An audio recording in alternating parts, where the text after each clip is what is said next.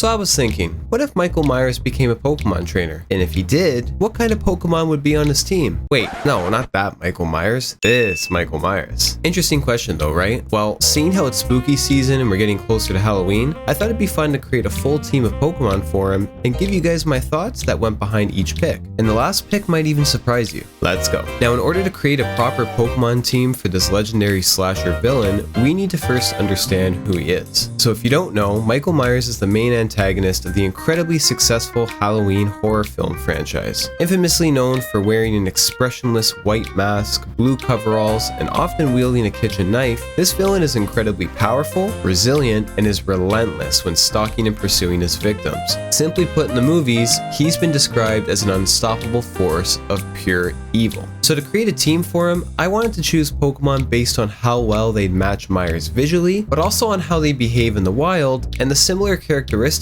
that they may share. Just as gym leaders usually have Pokemon that resemble them in some way, whether it be their character traits, interests, or profession, knowing Michael's strengths beforehand made it much easier to match him with a suitable team of Pokemon. So for his first team member, I decided to go for one that's probably an obvious choice, but there's good reason for it, and that Pokemon would be Yamask. But more specifically, the shiny version of Yamask. I mean, just look at this thing. The mask is a grayish white and has an emotionless face, just like Michael's mask. They're both creepy and share a similar lack of expression, and its navy blue body can also match with Michael's coveralls as well. So I think it's a good fit. Now, aside from appearances, you can make the connection between the two since Yamask was once human before it became a Pokemon and holds on to its former memories, just as Michael is often reminded of his past and is fueled by the memories of his family. You could also make the argument that Michael himself is no longer human, as he's shown to have superhuman strength and a supernatural ability to survive countless situations a normal human could not. I mean, there's a reason why he's referred to as the embodiment of pure evil. Also, not to mention, Yamask is known to become furious if its mask is taken away, while the rare times Michael does have his mask removed, well, let's just say he doesn't take it very well. Continuing on with the mask theme, Duskull is the next Pokemon I'd place on the team. Now, while the Pokemon itself also wears a white mask, its Pokédex entry is what really sold it for me.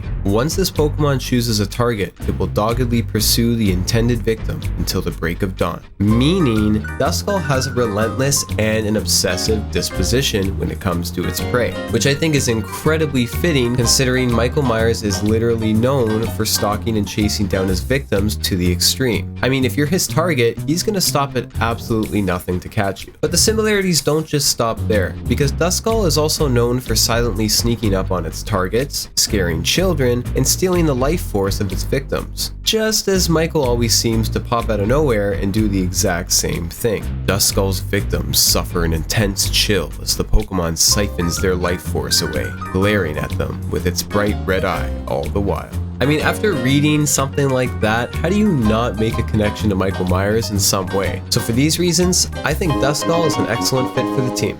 Alright, now for this next Pokemon, I just had to put it into this list because I feel like it'd be such a missed opportunity if I didn't. And the one I'm referring to is the pumpkin Pokemon, Gourgeist. I mean, come on, it's literally a jack-o'-lantern and Michael Myers is from the Halloween franchise. You can't look at this movie poster and tell me Gourgeist doesn't belong, seriously. Now, of course, the significance of Halloween does go much deeper than that, since Michael's reign of terror began on a Halloween night where he attacked his first victim as a child. Several years later, he'd return to his old neighborhood and wreak further havoc on Halloween night once more. And throughout the movies, it's shown that he has a connection to Halloween because he's consistently attacking his victims on the holiday. So Halloween is kind of his thing, and because of that, it honestly wouldn't surprise me if he had a pumpkin Pokemon on his team. But how else does that tie in Gourgeist, you may ask? Well, surprisingly, this Pokemon is actually pretty evil, considering it sings joyfully as it observes the suffering of its prey and will forcefully drag anyone off to the afterlife. Yeah, who would have thought? An evil Pokemon being a perfect partner for an evil character. Moving on to the fourth team member, I decided to go for the Ghost Fairy Pokemon Mimikyu, a Pokemon whose whole persona is wearing a disguise to conceal its true and possibly horrifying identity. Visually, I chose the shiny version of Mimikyu as it turns its yellow rag into a pale white and black, which matches up nicely with Michael's mask and black eyes. But this is only where the similarities begin, as I picture Mimikyu representing Michael in a few different ways. Like how Myers finds his identity after donning his white mask, Mimikyu does the same with its rag to make it look like Pikachu. Or how its signature ability Disguise allows Mimikyu to withstand an attack without receiving damage. And once this happens, its neck breaks and it enters its busted form. In a nutshell, this allows Mimikyu to survive an attack that would normally knock it out, quite similar to how Michael seems to always live fatal situations that should normally kill him, and any human for that matter. To me, this describes Michael's resiliency to a T. With a superhuman ability to withstand pain, it doesn't matter what you throw at him. Just when you think he's down and out, he always seems to find a way to come back. Also, there's this one scene in the first movie that I find very fitting, where Michael's literally wearing a sheet over his head, and once it's removed, let's just say that the person meets a horrible fate. Just like those who try to peek underneath Mimikyu's rag. I mean, have you seen some of these Pokédex entries? Long story short, Mimikyu can be a very vengeful and dangerous Pokemon, with anyone seeing its true form meeting a gruesome, terrible end. Which can also be said for those that see Michael's true face. They don't usually live to tell the tale. Alright, the fifth member of the team is a personal favorite of mine, and I think it's another great fit. I'm going with Gengar. Your classic ghost-type Pokemon, Gengar may not truly be considered evil, but maybe seem more as mischievous, depending on who you ask. However, it can definitely have some very malicious intentions. Just look at that sinister grin on its face. Often hiding in the shadows and stalking its prey, Gengar waits patiently for the perfect moment to strike and steal the life of its target. Sounds kind of familiar, doesn't it? Gengar enjoys urban areas, just as Michael enjoys causing terror in his suburban neighborhood, and it seems like he's always breaking into people's homes, which is actually pretty fitting when you read Gengar's Pokédex entries. Even your home isn't safe. Gengar will lurk in whatever dark corner of a room it can find and wait for its chance to catch its prey. And what does Michael usually do once he's inside a person's home? Lurking in the shadowy corners of rooms, it awaits chances to steal its prey's life force. Yeah, I'd say he's definitely stolen a lot of life forces this way. And while they already seem like such perfect partners, there's actually one more big connection I'd like to make between the two of them. You see, the Halloween franchise has a lot of movies, and I mean a lot. And because there's so many of them, there's a few different timelines that have been created. But if you look at the 4 to 6 timeline, specifically in The Curse of Michael Myers, they introduce a story plot involving a certain curse that was placed on Michael when he was a child, which is supposed to explain why he goes after his victims and, you know, does what he does. Making the connection back to Gengar, in Generation 7, Gengar's ability was changed from Levitate to Cursed Body. And looking back at some of these Pokédex entries over the years, well, it seems like Gengar has always had a thing for curses, and it's even confirmed that this Pokemon was once human itself. So who knows, maybe it causes all this trouble because a curse was originally placed on Gengar, which could explain why it's now such a mischievous, life-stealing creature. Should you feel yourself attacked by a sudden chill, it is evidence of an approaching Gengar. There is no escaping it. Give up. If there's any Pokédex entry that sums up Michael Myers in a nutshell, it's probably that one.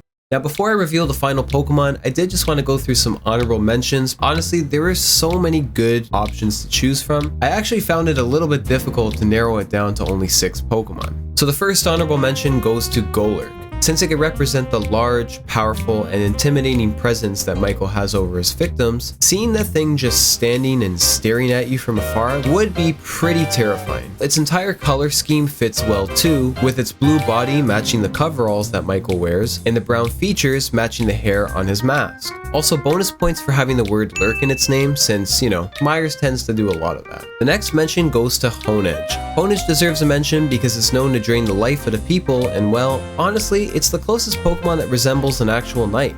I mean, Michael Myers is known for always having his favorite weapon on hand, so Honedge does fit that bill. Although, the same could also be said for both Bisharp and Ceruledge. Having literal blades for arms, Bisharp's dark steel typing can represent the darkness that surrounds and lurks inside of Michael, while the steel typing indicates the strong resiliency that he has to most attacks. Ceruledge, on the other hand, is a merciless Pokemon that will do absolutely anything to win a battle, which is very fitting to Michael's obsessive and persistent behavior when chasing down his targets. Ceruledge prefers close quarters combat while mixing in sneak and surprise attacks, just as Myers usually sneaks up and catches his victims off guard. Ceruledge is also part fire type and has the ability Flash Fire, giving it an immunity to fire type attacks, which could make another great fit since I'm pretty sure Michael Myers is immune to fire. I mean, the guy has been set on fire multiple times and has even survived an exploding house. I mean, come on. And for the last honorable mention, I wasn't originally going to put it in this video, but I feel like I should at the very least mention this Pokemon since it's probably the closest representation that we would have to evil in the Pokemon world.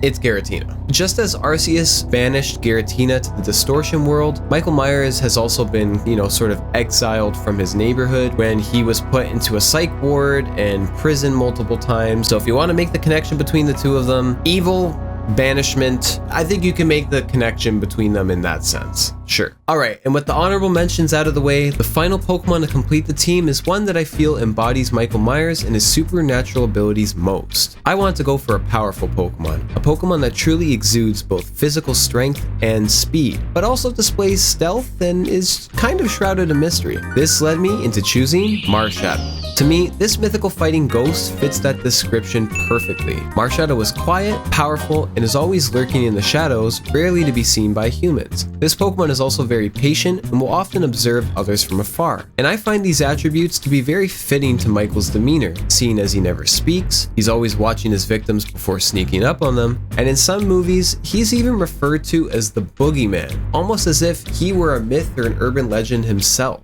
I mean, they both even have the same soulless look in their eyes. Now, while at first glance, Marshadow doesn't seem like a dangerous Pokemon, believe me, it's a lot stronger than it looks. Marshadow has a high base stat in both physical attack and speed. It's adept at martial arts, relying mostly on its bare fists for attacking. And when angered, its fighting spirit will begin to burn, transforming itself into Zenith Marshadow. While this form doesn't actually give it any stat raises, it does give it a slight change in appearance. Marshadow can also learn its signature move Spectral Thief, which is a 90 base power physical ghost type attack that can bypass substitutes and steal positive stat changes that can then be used against its opponent. Kinda similar to how Michael often steals whatever his victims are trying to defend themselves with and then uses it against them. Now when it comes to physical strength and speed, that's what I think Myers excels at most. While a knife is his weapon of choice, make no mistake, those hands of his are weapons in themselves. Throughout the films, he's shown the insane amount of damage he can do to his victims with just his bare hands, like effortlessly picking people up with just one hand, breaking through cars, or even smashing through walls. And when it comes to speed, Michael may seem to be kind of slow since, we don't ever see him run. He kind of just walks after his victims, but if you've seen any of the movies, you'll know that he's able to quickly get from one location to another in an instant. The guy just always seems to reappear and disappear at will, almost as if he's able to teleport or something.